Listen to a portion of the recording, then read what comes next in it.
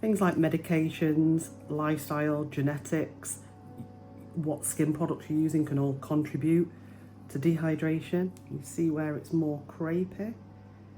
We have had warm weather, so that could be a contributing factor. It enables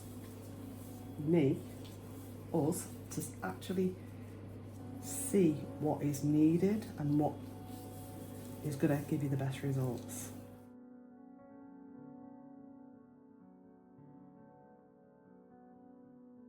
I'm applying toner because toner not only removes any cleanser that's still on the skin, but it also rebalances the pH of the skin, and it's all about balancing the pH of the skin.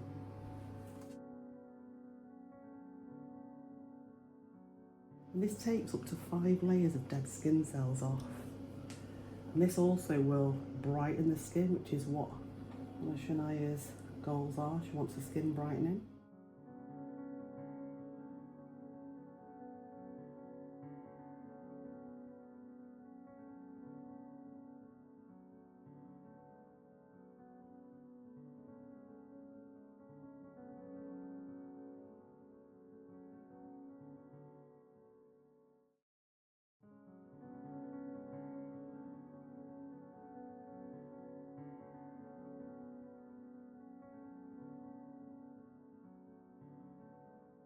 Wasn't visible prior to exfoliating.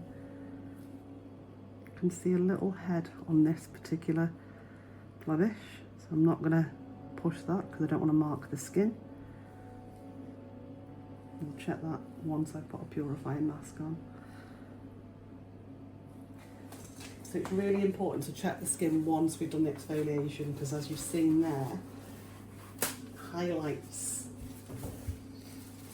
things we couldn't see prior to doing that.